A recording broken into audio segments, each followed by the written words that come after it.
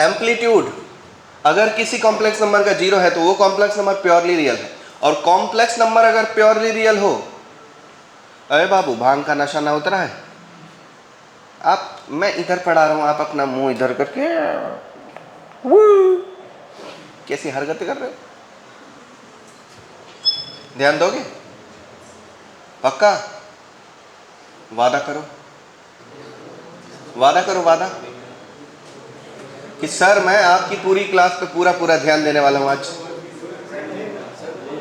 बोल किसको रहा हूं? ये भाई साहब, जिसको बोला जाता है उसको पता रहता है, बस वो प्रिटेंड करता है मैंने तो कुछ किया ही नहीं, उसको मालूम है कि मैं ही उबासी ले रहा था अभी थोड़ी देर पहले।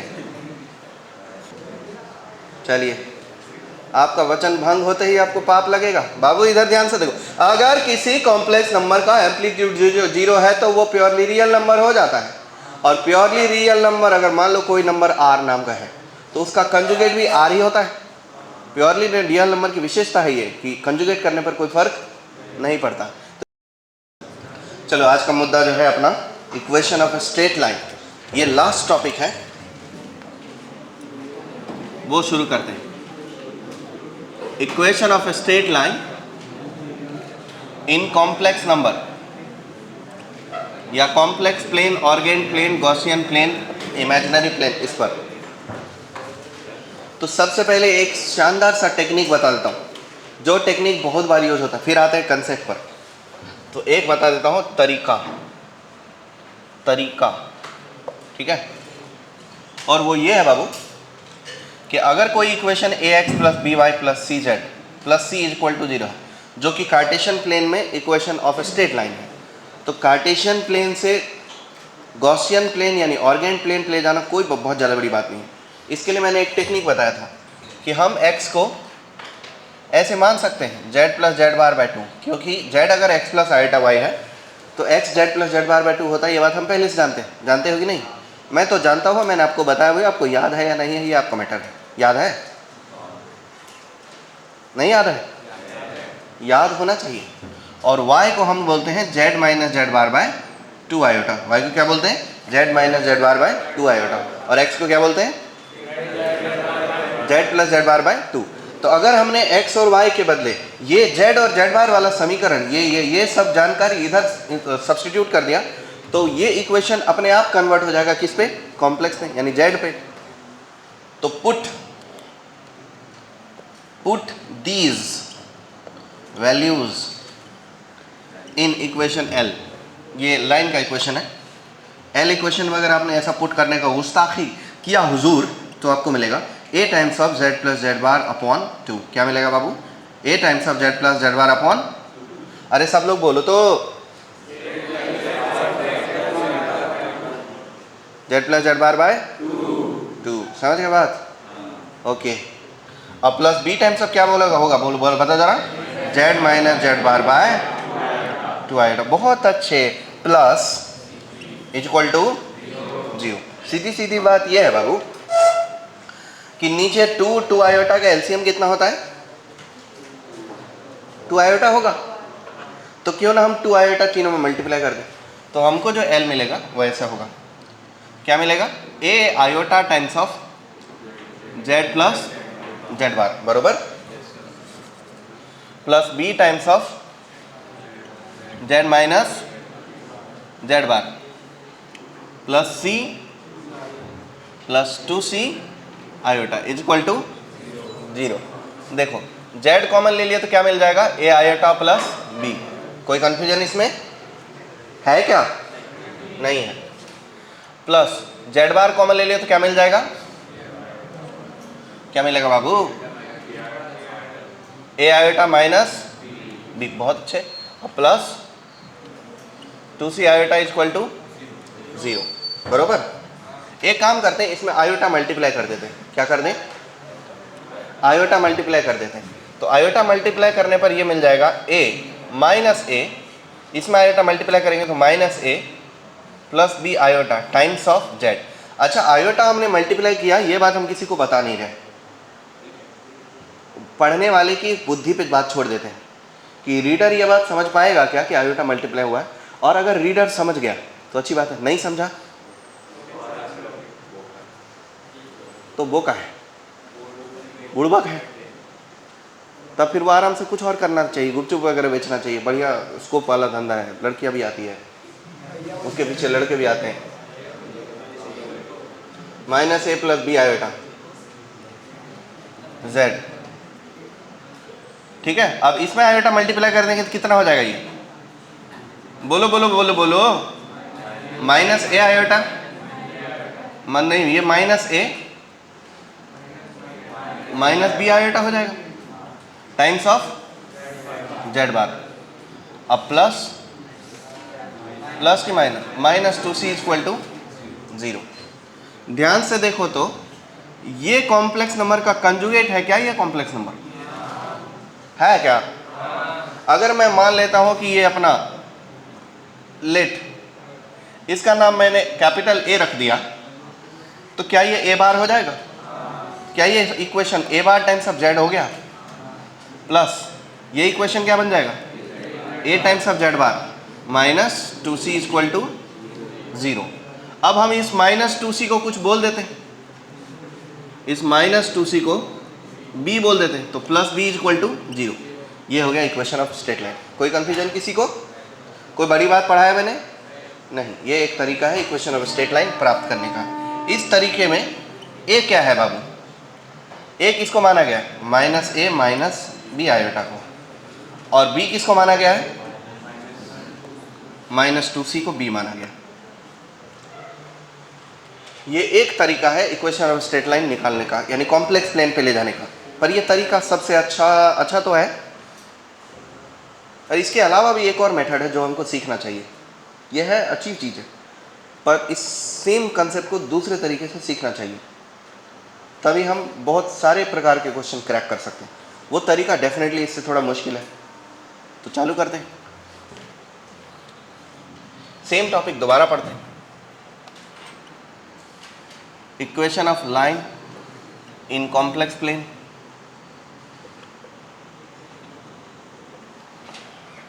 उसमें ऐसा है बाबू कि मान लो कि ये पॉइंट Z1 है और ये पॉइंट Z2। अब अगर लाइन है तो डेफिनेटली Z इन्हीं दोनों पॉइंट को ज्वाइन करने वाली किसी लाइन पर लाई करता हो, इन्हीं दोनों पॉइंट को ज्वाइन करने वाली लाइन पर लाई कर रहा होगा। तो मान लो Z यहाँ पे है, तो अब सोचो Z1 Z वेक्टर और Z1 Z2 वेक्टर दोनों के बीच का एंगल 0 है क्या? दोनों के बीच का एंगल 0 है। तो क्या मैं ऐसा लिख सकता हूँ डायग्राम को देखते हुए कि amplitude of Z minus Z1 और Z2 minus Z1 is equal to 0? रात तक समझ जाते हैं, ठीक है, एक बार में नहीं समझता ये बात है। और आपको बार बार बताया हूँ कि एम्पलीट्यूड ऑफ नोमिनेटर व डिनोमिनेटर इज इक्वल टू होता है नोमिनेटर और डोमिनेटर के बीच का एंगल, यही होता है। नोमिनेटर Z माइनस Z1 है, तो Z माइनस Z1 ये लाइन हुआ, ये वेक्टर, और डिनोमिनेटर है Z2 माइनस Z1, तो ये वेक्टर, तो दोनों पैरेलल है, तो बीच का एंगल 0 डिग्री ना होगा। तो नोमिनेटर और डिनोमिनेटर के बीच का एंगल कितना है? 0 डिग्री। तो जब नोमिनेटर और डिनोमिनेटर के बीच का एंगल रिप्रेजेंट करना हो तो हम क्या लिखते हैं? Argument of Z1 by Z2, यानी नोमिनेटर बाय डिनोमिनेटर, यही लिखते हैं। तो उसी को यूज किया मैंने। अब सोचो कि ये कोई कॉम्प्लेक्स नंबर है, और ये कॉम्प्लेक्स नंबर का अगर एंगल 0 है तो डेफिनेटली ये प्योरली रियल नंबर है। कोई संदेह? जल्दी से हाँ कर लो। क्या एक बार में हाँ कर दो तो मुझे अच्छा लग जाता है। एम्पलीट्यूड अगर किसी कॉम्प्लेक्स नंबर का 0 है तो वो कॉम्प्लेक्स नंबर प्योरली रियल है, और कॉम्प्लेक्स नंबर अगर प्योरली रियल हो, अरे बाबू भांग का नशा ना उतरा है। आप, मैं इधर पढ़ा रहा हूं, आप अपना मुंह इधर करके कैसी हरकतें कर रहे हो? ध्यान दोगे? पक्का? वादा करो, वादा करो, वादा कि सर मैं आपकी पूरी क्लास पे पूरा ध्यान देने वाला हूं आज। बोल किसको रहा हूं? ये भाई साहब। जिसको बोला जाता है उसको पता रहता है, बस वो प्रिटेंड करता है मैंने तो कुछ किया ही नहीं, उसको मालूम है कि मैं ही उबासी ले रहा था अभी थोड़ी देर पहले। चलिए, आपका वचन भंग होते ही आपको पाप लगेगा। बाबू इधर ध्यान से देखो, अगर किसी कॉम्प्लेक्स नंबर का एम्पलीट्यूड 0 है तो वो प्योरली रियल नंबर हो जाता है, और प्योरली रियल नंबर अगर मान लो कोई नंबर R नाम का है तो उसका कंजुगेट भी R ही होता है। प्योरली रियल नंबर की विशेषता है ये कि कंजुगेट करने पर कोई फर्क नहीं पड़ता। तो इसके बाद मैं बिना किसी को बताए ये बात लिख देता हूँ कि z minus Z1 by Z2 minus Z1 is equal to Z minus Z1 by Z2 minus Z1। अब आप पूछोगे नया क्या किए हो, ये देखो ना, बार बार बार बार, ठीक है। लेफ्ट वाली चीज इज इक्वल टू लेफ्ट वाली चीज का बार, क्योंकि लेफ्ट वाली चीज क्या है भाई, प्योरली रियल नंबर। तो अब हम इसको करेंगे क्रॉस मल्टीप्लाई। क्या करेंगे, इसके आगे का प्रोसेस जो है लंबा चौड़ा दुखदाई है। तो वो क्या मैं आपसे उम्मीद करूं कि आप मुझे सपोर्ट करोगे? करोगे आप मुझे सपोर्ट? वरना मैं अपना दिमाग का गियर घुमा के कर सकता हूँ। चलो भाई सपोर्ट करो। Z कॉमन ले लो बच्चों, क्या लिखोगे, Z2 bar minus Z1 bar, minus Z1 common ले लो बच्चों, क्या लिखोगे, Z2 bar minus Z1 is equal to Z bar common ले लो बच्चों, क्या लिखोगे, Z2 minus Z1, minus Z1 बार कॉमन ले लो बच्चों, क्या लिखोगे, Z2 माइनस Z1, बरोबर। अब हम Z और Z बार को एक साथ ले जाते हैं और बाकी सबको दूसरे तरफ रखते हैं, या सबको एक ही तरफ कर लो ना, क्या अपना घर से कौन सा पैसा लग रहा है। Z अगर कॉमन लिया तो क्या बच रहा है बच्चों, Z2 बार माइनस Z1 बार, कोई संदेह इसमें नहीं है। और Z बार अगर कॉमन लिया तो लेफ्ट ले जाऊंगा Z बार को, तो Z बार कॉमन ले जाऊंगा तो इसको लिखता हूँ प्लस Z बार, लेकिन ये Z2 माइनस Z1 क्या हो जाएगा दोस्तों, तो माइनस कर देता हूँ। अरे मतलब Z2 माइनस Z1 ही करता हूँ, ठीक है। अब इसको करो आपस में, Z1 Z2 बार क्या करोगे, माइनस Z1 Z2 बार, क्या करोगे, Z1 Z2 बार, और minus minus plus Z1 Z1 बार।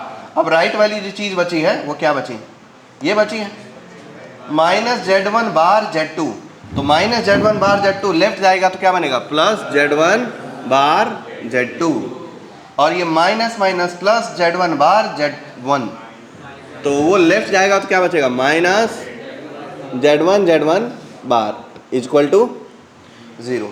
अब इस पूरे सीरीज के अंदर देखो कोई भी ऐसी चीज जो काट सकते हैं, कुछ है जो जैसे कैंसिल किया जा सकता है, कौन है जी, मुझे तो नहीं दिखा,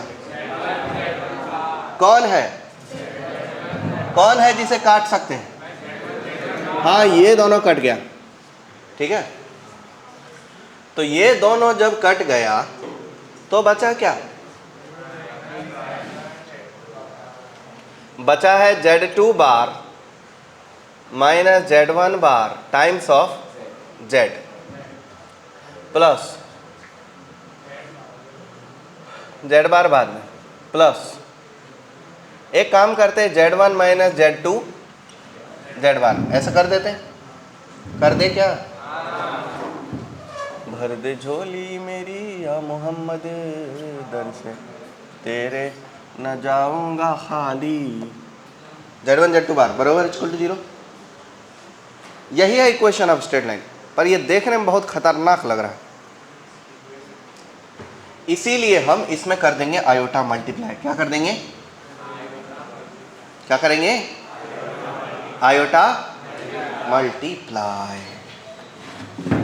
तो अगर मैं इसमें आयोटा मल्टीप्लाई कर देता हूं, और ये बात मैं किसी को बता नहीं रहा हूं कि मैं आयोटा मल्टीप्लाई कर रहा हूं, मैं लिख के नहीं दे रहा हूं आयोटा मल्टीप्लाई कर रहा हूं, बस मैं मल्टीप्लाई कर रहा हूं, तो उससे मेरा Z2 minus Z1 times of iota होगा, क्या होगा, times of iota times of Z plus Z1 minus Z2 iota, क्या होगा, Z1 minus Z2 Toyota iota Z bar plus Z1 bar Z2 minus Z1 Z2 bar iota is equal to 0। कहाँ बार है, ये इस पे बार आएगा, अच्छा एक काम करो, Z2 माइनस Z1 बार को एक काम करते हैं, Z1 माइनस Z2 लिखते हैं, Z1 माइनस Z2, का बार बार माइनस लगा देते हैं, लगा सकते हैं। और ये माइनस मल्टीप्लाई कर दूं क्या? पक्का? नहीं करूँगा, ज़रूरत नहीं है। देखो हुजूर, इस चीज़ का कंजुगेट है क्या ये? देख लो एक बारी। Z1 माइनस Z2 का कंजुगेट करेंगे तो Z1 बार माइनस Z2 बार आएगा, और आयोटा का कंजुगेट करेंगे तो माइनस आयोटा आएगा, है कि नहीं? तो मान लेते हैं इसका नाम A। Let A is Z1 minus A is B, कौन है जी? Z1 minus Z2 times of iota. तो A बार क्या होगा बच्चों? Z1 bar minus Z2 bar times of minus iota, बरोबर। एंड इस पूरी क्वांटिटी को, नहीं इतना को नहीं, पूरे को B मान लेते हैं, and B is equal to Z1 Z2 bar minus Z1 Z2 bar times of iota. तो B को हमने ये क्वांटिटी मान लिया, ये पूरा का पूरा, ये कांस्टेंट है, कांस्टेंट है, कांस्टेंट है, कांस्टेंट, कांस्टेंट, ये पूरी चीज़ क्या हो जाएगी? कांस्टेंट, क्योंकि इसमें कहीं पर भी Z नहीं है, इसलिए constant constant constant constant constant, ये पूरे कॉम्बिनेशन कांस्टेंट से बना है, इसलिए ये कांस्टेंट है। तो इस कांस्टेंट का नाम मैंने B रख दिया, और ये कांस्टेंट है, कांस्टेंट है, कांस्टेंट है, कांस्टेंट है, इसका नाम, ये भी कांस्टेंट, ये पूरी चीज़ का नाम मैंने A रख दिया, और ये पूरी चीज़ का नाम अपने आप A बार हो जाएगा। तो अब देखो जरा ये इक्वेशन कैसा दिखेगा। ये पूरी चीज़ क्या हो रही है बच्चों? A bar times of plus A times of plus is equal to, this is equation of straight line. क्या ये वैसा ही दिख रहा है? देखो, पर दोनों में आसान कौन सा लगा आपको? पहला वाला बहुत सारे रिजल्ट बना नहीं सकता, ये बहुत सारे डिफरेंट रिजल्ट बना सकता है। अगर पहला वाला आसान भी है और उससे सारे काम हो जाते तो मैं दूसरा वाला क्यों पढ़ाता? उससे सारे काम नहीं होते। पहले वाले तरीके से बच्चों को ठग सकता हूं मैं कि लो भैया मैंने टॉपिक तो पढ़ा दिया पूरा पूरा, पर उससे सभी सवाल नहीं बनेंगे। A bar Z plus A Z bar plus B is equal to 0, this is equation of line passing Z1 and Z2, where ये सब चीज़ लिखना नहीं है, बार बार क्यों लिखना? A का वैल्यू मालूम है, B का वैल्यू मालूम है, इतनी सब दास्तान को पूरा लिख लीजिए, फिर इसके आगे इस कंसेप्ट को और प्रोसेस करते हैं। मुंह तो बंद करो दीदी। उस इक्वेशन ऑफ स्ट्रेट लाइन में कुछ नोट जो हमको याद रखना है, 5-6 नोट ऐसे दूंगा जिसे आपको याद रखना है, क्योंकि स्ट्रेट लाइन का इक्वेशन फॉर्म करते समय में इतना सारा प्रोसेस याद नहीं रह सकता। सब बच्चों के इतने बस की बात नहीं है कि इतना सारा प्रोसेस वो याद रख सके, इसलिए नोट से काम चलेगा। तो पहला नंबर नोट्स में N1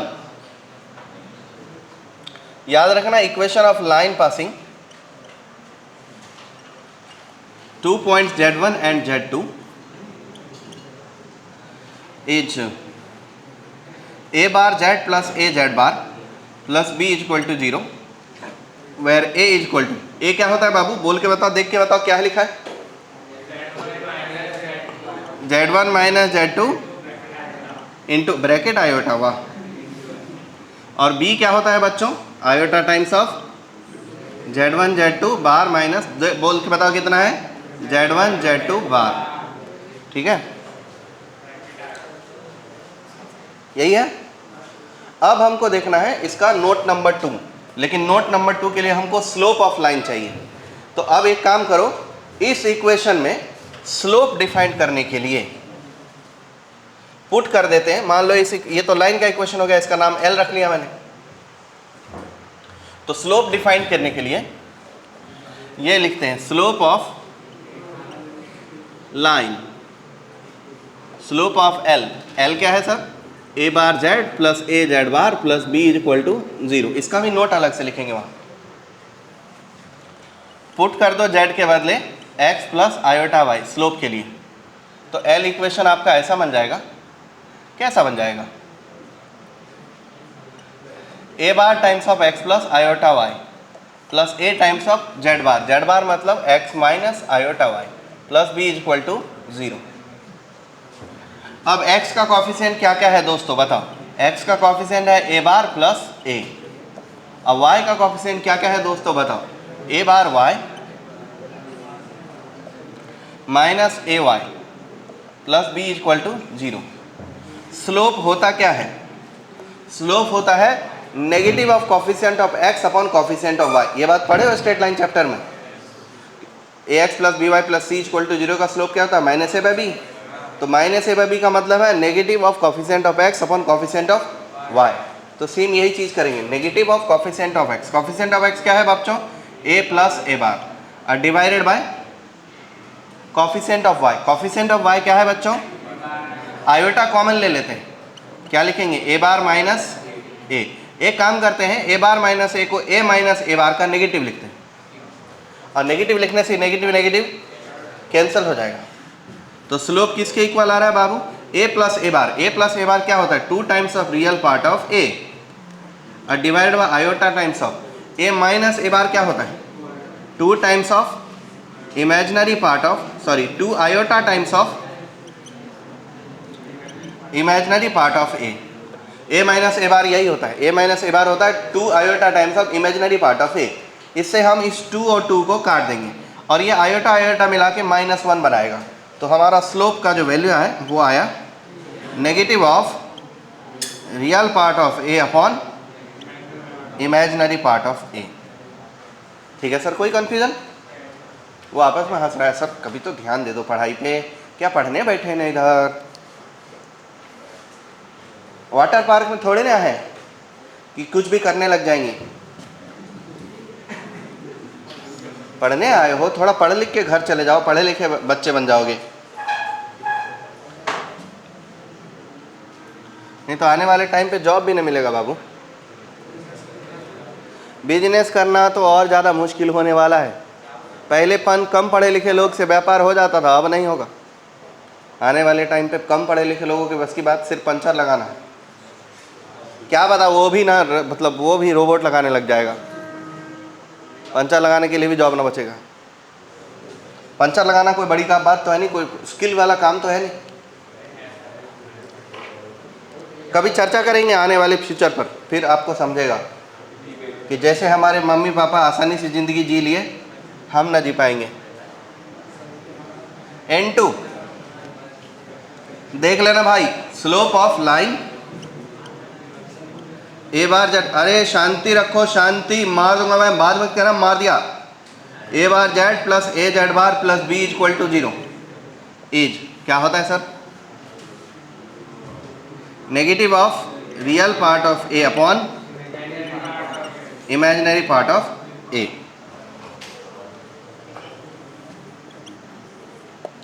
note number 3, equation of line passing Z1 and Z2 also. देखो यहाँ ये जो समीकरण लिखा है कुछ इस प्रकार, इस कदर जो लिखा हुआ है, ये वाली चीज को हम डिटर्मिनेंट फॉर्मेट में भी लिख सकते हैं। इसी क्वेश्चन को डिटर्मिनेंट में लिखेंगे तो ये ऐसा दिखेगा। Also Z Z1 Z1 Z2 Z2 1 1 1 bar bar bar equal to 0। देखो Z का कॉफिशिएंट क्या बनेगा? Z1 बार माइनस Z2 बार, वहाँ है,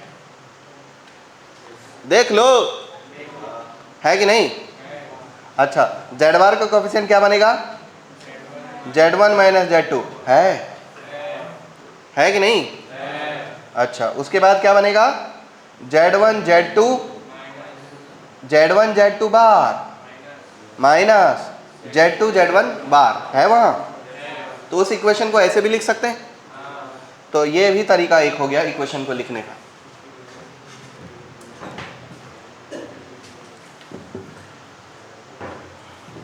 अब नोट 4,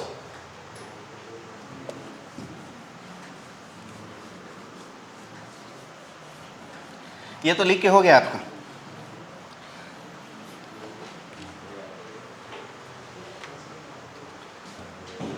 टाइम भी जा रहा है, जल्दी जल्दी टाइम चला जाता है और पढ़ाने में टाइम लग जाता है। Note 4, condition for 3 condition for Z1, Z2 and Z3 are collinear। अगर 3 पॉइंट कॉलिनियर हो जाए तो तीनों एक ही लाइन पे आ जाएगा। 3 पॉइंट कॉलिनियर होगा, तीनों एक ही लाइन पे आ जाएगा। तो ये भी तो 3 पॉइंट कॉलिनियर ही होता है, Z1, Z2 ये तीनों कॉलिनियर होता है। तो ये पहला पॉइंट है, ये दूसरा पॉइंट है और ये तीसरा पॉइंट है। तो कंडीशन क्या बनेगा? पहला पॉइंट Z1, Z1 1, दूसरा पॉइंट Z2, Z2 1, तीसरा पॉइंट Z3, Z3 1। बार किस पे लगा है? सेकेंड कॉलम पे। इज इक्वल टू कितना कितना रे? 0। समझ गए?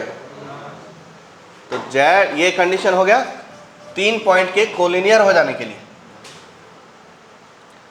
Note number 4, note number 5,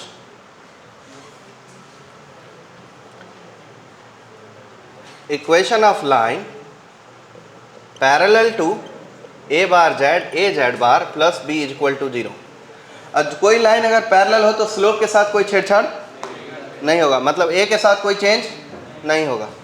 is a bar z बार, क्योंकि ये दोनों टर्म के साथ कोई बदलाव नहीं होता। बदलेगा कौन? b।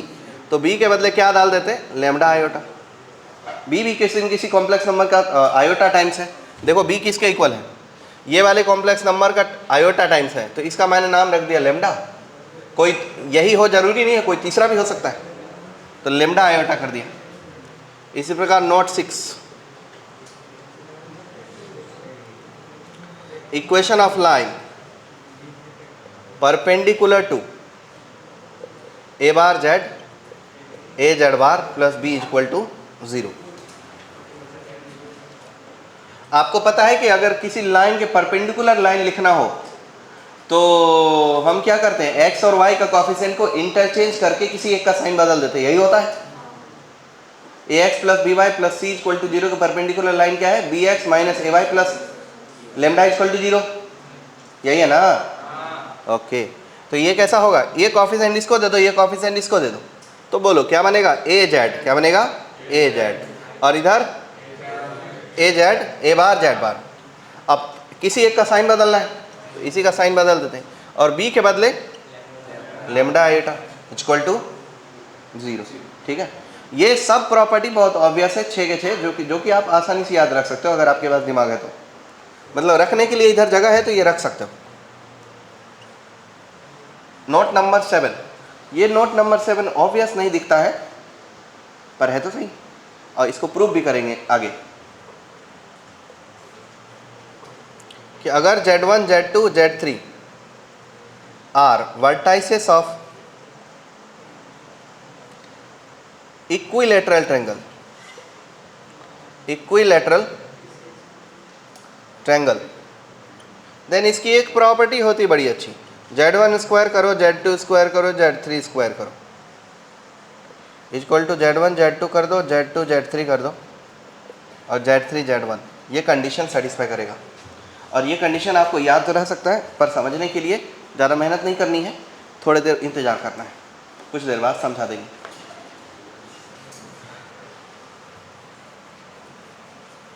हो गया स्ट्रेट लाइन टॉपिक समाप्त। सर्कल तो उसी दिन हो गया था, इलिप्स हाइपरबोला भी हो ही गया है। एक रोटेशन फॉर्मूला है वो भी ख़त्म ही कर देते हैं, छोटा सा है वो।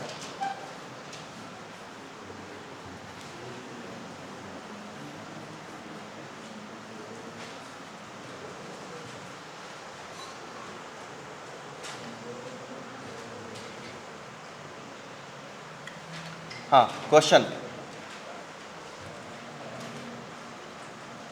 Late Z1, Z2 and Z3 are 3 complex number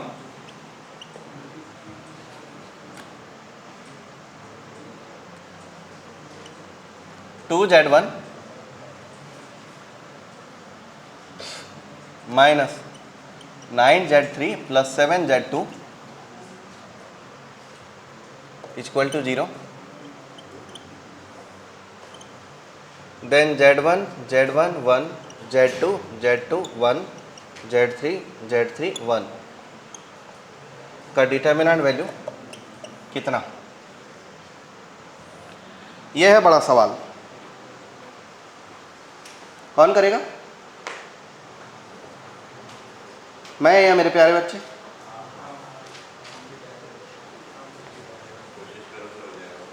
कोशिश करूं तो हो जाएगा। तो ये कोशिश आप क्यों नहीं कर लेते?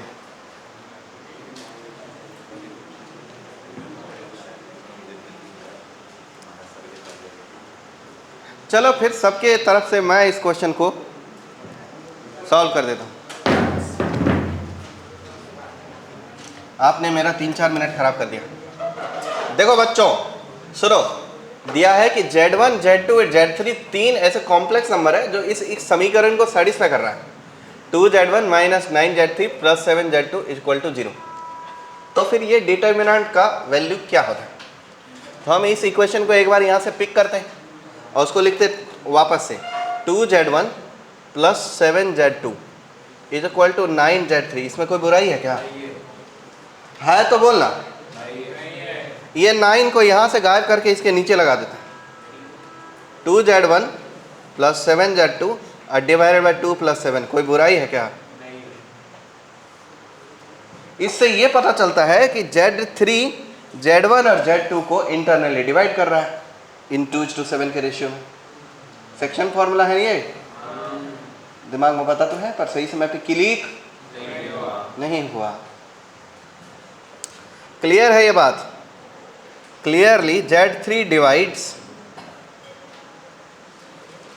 Z1 and Z2 in 2:7 internally. So Z1 Z2 and Z3 are collinear। क्या हुआ सर? ये कोलिनियर। इसीलिए Z1 Z2 Z3 Z1 Z2 Z3 1 1 1 bar bar bar equal to कितना होगा? 0। तो ये क्वांटिटी की वैल्यू कितनी हो गई? 8 का आधा। समझ में आया कितना दूर था ये बात? आए 8 का आधा आप ऐसे करेंगे? ऐसे ही लिखे थे हम। आपने 8 का आधा बोला तो नीचे से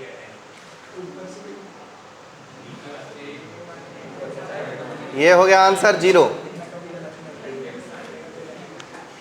ठीक है सर, एक क्वेश्चन और लो।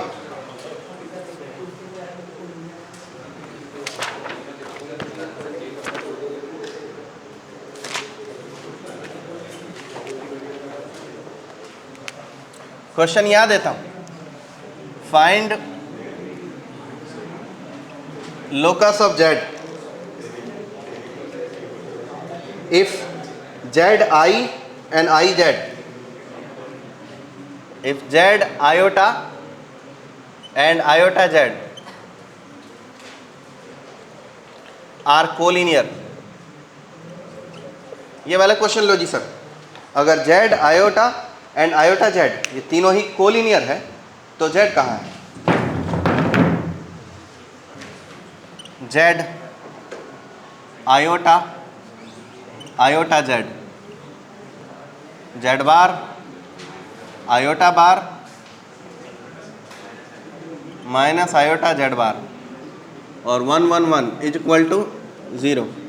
ये एक सर्कल बना देगा जी और सर्कल होगा आंसर। डिटर्मिनेंट का यूज सॉल्व करोगे तो सर्कल बनेगा। कॉम्प्लेक्स नंबर हो गया समाप्त।